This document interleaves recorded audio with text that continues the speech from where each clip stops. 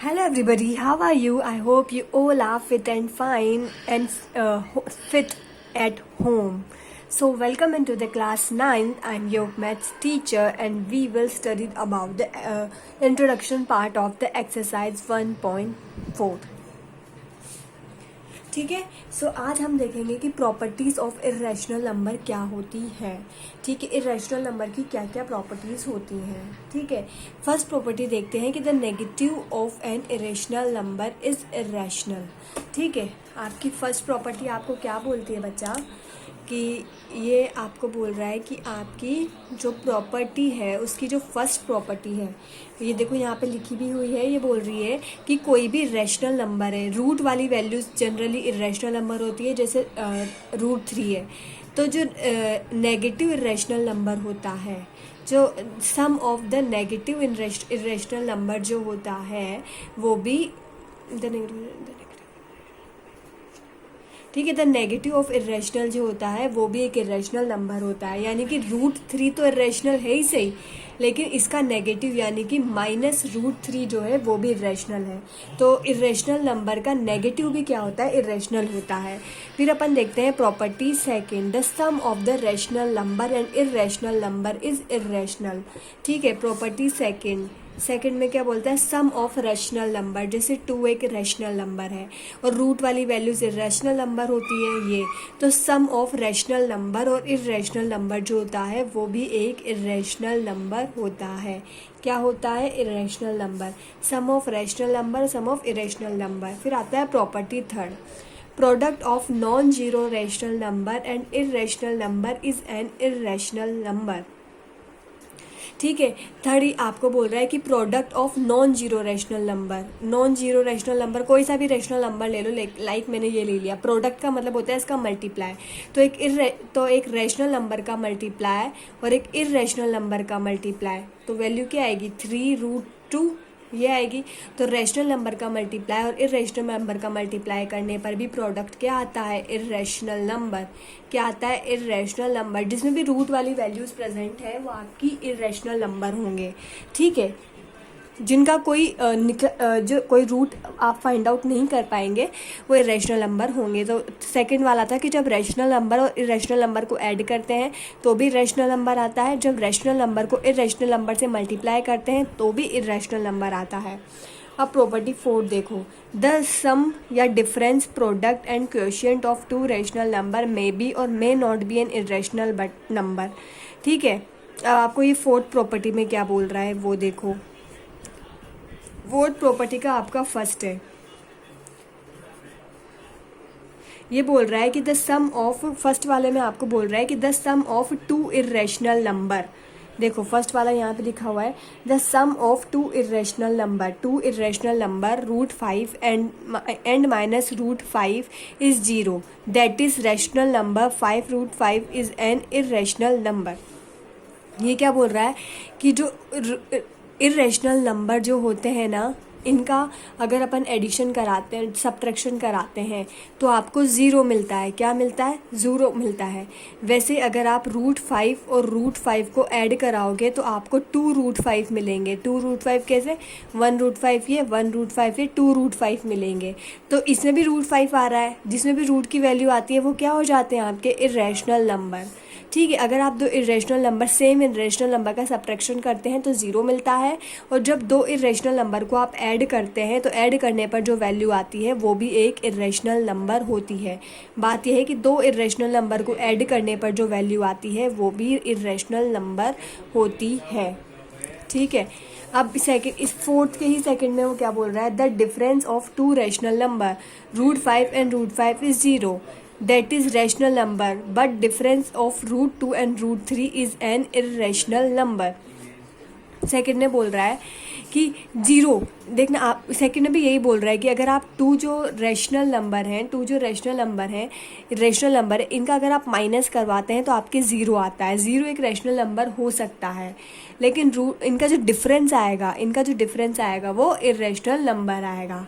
ठीक है, सेकेंड वाले में, फोर्थ का ये फर्स्ट था, फोर्थ का सेकंड है. सेकंड में ये बोल रहा है कि आपको √5 में से अगर आपको √5 को माइनस कराना है तो 0 आएगा. ठीक है, लेकिन जो कि एक रैशनल नंबर है। लेकिन अगर आपको √2 प्लस √3 को ऐड करवाना है, यानी दो इरेशनल नंबर को ऐड कराना है, तो आपके आंसर भी हमेशा इरेशनल नंबर आएगा। दो इरेशनल नंबर को ऐड कराने पर आंसर भी हमेशा इरेशनल नंबर आएगा। ठीक है, जबकि डिफरेंस आपका रैशनल नंबर आ सकता है अगर सेम हो तो। ठीक है, अब आपका फोर्थ का ही थर्ड देखो, the product of the irrational and the irrational √3 and √3 is rational but √3 into √2 is equals to an irrational number। Fourth का ही थर्ड देखो, थर्ड में क्या बोल रहा है कि the product of two irrational number,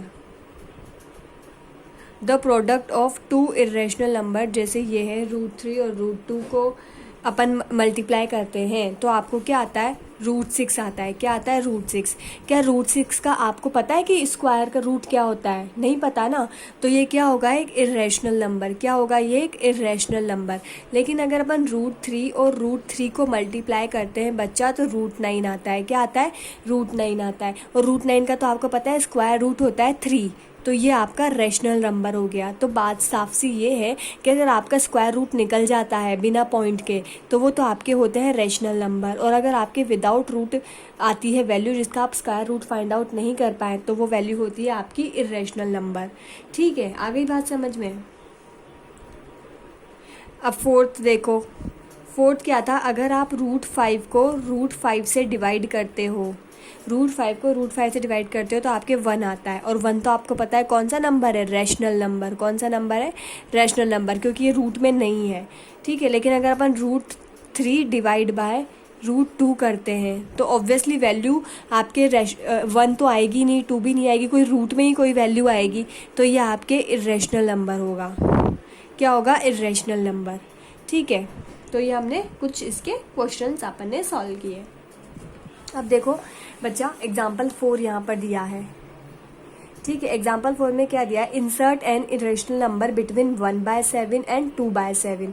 तो आपको इन दोनों के बीच में इरेशनल नंबर ऐड करने हैं। ठीक है, 1/7 और 2/7 के बीच में बच्चा। तो इसका एक सीधा तरीका है, बहुत ईजी वे है। जब भी आपको ऐसी वैल्यूज़ दी हुई हो, जैसे इसमें दे रखी 1/7 और 2/7, तो इन दोनों के डिनोमिनेटर सेम है। जब आपको कोई ऐसी वैल्यू दे रखी हो, ठीक है, ऐसे डिवाइडिंग वाली वैल्यू दे रखी हो और आपसे इरेशनल नंबर पूछा हो, आपने ऐसे क्वेश्चन पहले भी सॉल्व किए हैं, याद करो एक्सरसाइज 1.1 में। लेकिन वहाँ पर आपको रैशनल नंबर इंसर्ट करने थे। क्या करने थे, रैशनल नंबर इंसर्ट करने थे।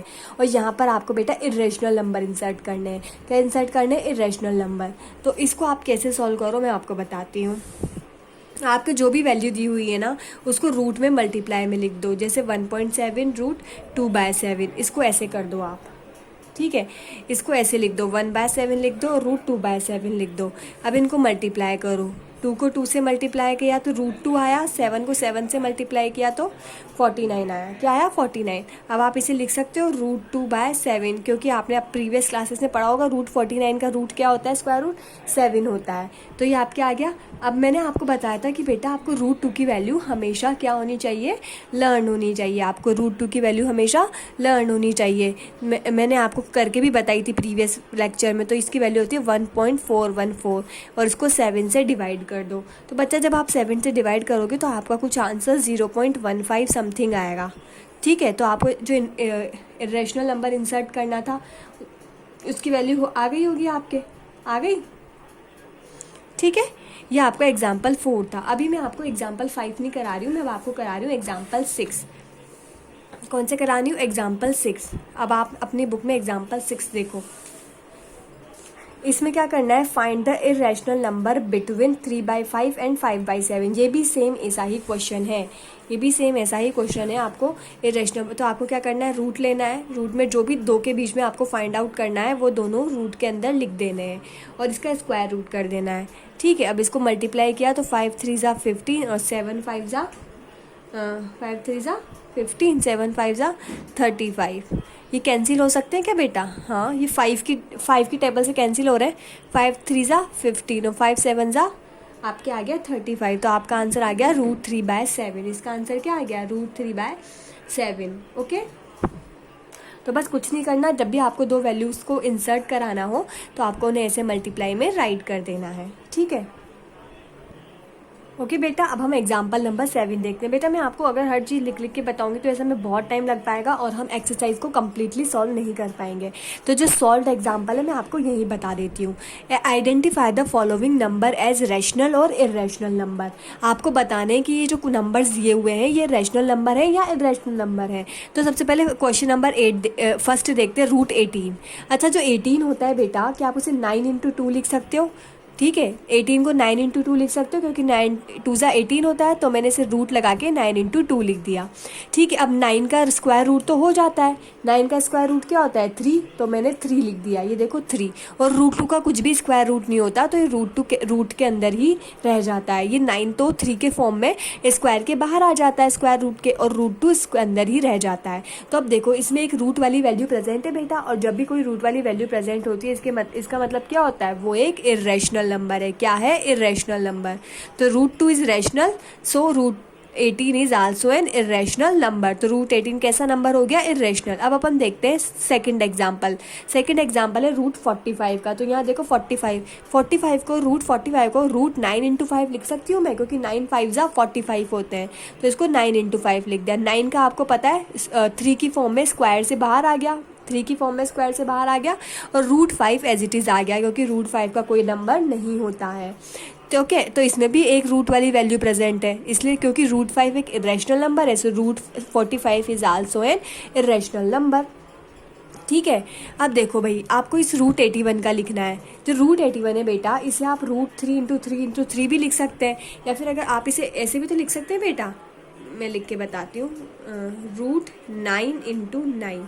आप इसे रूट 9 × 9 भी तो लिख सकते हैं बेटा, लिख सकते हैं।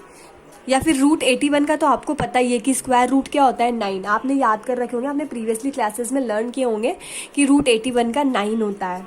ठीक है, रूट 81 का 9 होता है, आपने लर्न किए होंगे। नहीं किए हो तो इसे 9 × 9 आप राइट कर सकते हो। रूट 81 को 9 × 9 राइट कर सकते हो। तो 9 का होता है 3, मैंने एक 3 लिख दिया, और फिर दूसरे 9 का भी होता है 3 स्क्वायर रूट हटा के, तो 3 × 3 9। ठीक है, ये क्वेश्चन आपको ऐसे सॉल्व करना है।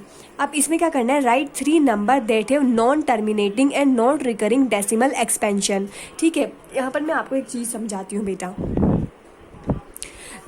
चलो ठीक है, तो मैं आपको बताती हूँ नॉन टर्मिनेटिंग नॉन रिकरिंग क्या होता है बेटा। पहले जैसे आपको ये मैं बता रही हूँ, ये 20 है, ठीक है, और यहाँ पे आपने इसको डिवाइड किया 4 से, तो 4 5 ज़ा 20, तो ये कम्प्लीटली डिवाइड हो गया बेटा, कम्प्लीटली डिवाइड हो गया ना आपका। वैसे अगर मैं यहाँ पर 22 लिख देती हूँ और इसको 4 से डिवाइड करती हूँ, तो 4 5 ज़ा 20, रिमेनिंग 2, डेसिमल आएगा, डेसिमल के बाद 0 लगाने की परमिशन, तो 5.5 20, ये कम्प्लीटली डिवाइड हो गया। तो जो कम्प्लीटली डिवाइड हो जाते हैं ना बेटा, वो तो होते हैं आपके टर्मिनेटिंग। आप कहीं राइट भी कर सकते हैं, जो कम्प्लीटली डिवाइड हो जाते हैं वो होते हैं टर्मिनेटिंग। ये कम्प्लीटली डिवाइड हो गया, एक एंड आ गया इसका, कहीं पर एंड हो गया इसका, ठीक है, लेकिन आपके पास कोई वैल्यू है, लाइक आपके पास 61 है, ठीक है, और इसको आप 4 से डिवाइड करते हो, तो 4 1 ज़ा 4 एज इट इज़, 6 में से 4 माइनस हुए 2 1, 4 5 ज़ा ये, फिर 4 5 ज़ा 20, तो आपके आ गया यहाँ 1, क्या आ गया 1, ठीक है। उसके बाद फिर 1 नहीं जाएगा, तो आया 2, 4 2 ज़ा 8, ये बेटा एग्जाम्पल ले रही हूँ मैं, -2, ठीक है, और फिर लगा दिया 0, तो बेटा ये भी कम्प्लीटली डिवाइड हो गया, 20 आते हैं, ये भी कम्प्लीटली डिवाइड हो गया, तो ये भी हो गया आपका टर्मिनेटिंग। लेकिन याद है मैंने आपको बहुत से एग्जाम्पल ऐसे करवाए थे जिनमें पीछे कोई वैल्यू का कोई एंड ही नहीं आता, वैल्यू कंटिन्यूसली डिवाइड होती ही जाती है, वैल्यू का कोई एंड ही नहीं आता, ठीक है। आपने देखा होगा, आपने 0 1 4 0 1 3 3 0 1 4 1 0 ऐसे वैल्यू कंटिन्यू लंबी सी आती ही जाती है, जिसे आप बाद में बार लगा के लिखते हो।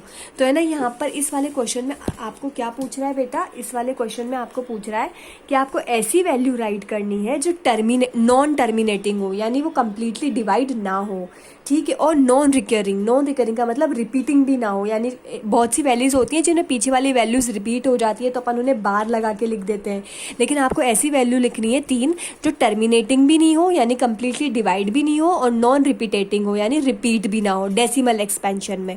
तो देखो इन्होंने फर्स्ट लिखी है 1.010, आप कुछ भी लिख सकते हो, ऐसा नहीं आप ये 3 लिखो, आप कुछ भी लिख सकते हो। जिसके इन्होंने फर्स्ट लिखी है 1.01, देखो कहीं भी टर्मिनेट नहीं हो रही, कहीं भी एंड नहीं आ रहा इसका, ये कम्प्लीटली डिवाइड नहीं हो रही है वैल्यू, तो मैंने फर्स्ट वैल्यू लिख दी है। और देखो रिपीट भी नहीं हो रही क्योंकि 100 है, यहाँ तो 20 है, फिर 1000 आ गया, फिर 140 आ गया, तो कोई वैल्यू रिपीट नहीं हो रही है, ठीक है, रिपीट भी नहीं हो रही। तो आपको नॉन टर्मिनेट, ऐसे मैंने 0.210, 1002, 001, तो देखो ये कहीं भी टर्मिनेट नहीं हो रही, कहीं भी कंप्लीटली डिवाइड होके इसका कहीं पे ख़त्म नहीं हो जा रही वैल्यू, और वैल्यू में कोई चीज़ रिपीट भी नहीं हो रही कंटिन्यूअसली, ठीक है। देखो पहले तो 2101 है, फिर 00200 है, फिर 10020 है, तो कोई वैल्यू रिपीट नहीं हो रही। ऐसे ही थर्ड वाला आंसर है, पहले 20 रिपीट हो रहा है, फिर 200, फिर 2000, फिर 20,000, ऐसा नहीं है ना 20 रिपीट हो रहा हो या 200 रिपीट हो रहा हो, कुछ भी रिपीट नहीं हो रहा, ना 20 रिपीट हो रहा ना 200 रिपीट हो रहा, कहीं 20 है, कहीं 200 है, कहीं 2000 है, कहीं 20,000 है। तो नॉन टर्मिनेटिंग का मतलब जो वैल्यूज़ कम्प्लीटली डिवाइड नहीं हो रही हो यानी उनका कहीं एंड नहीं हो रहा हो, और नॉन रिड्यूसिंग का मतलब जिनका कोई रिडक्शन नहीं हो रहा हो।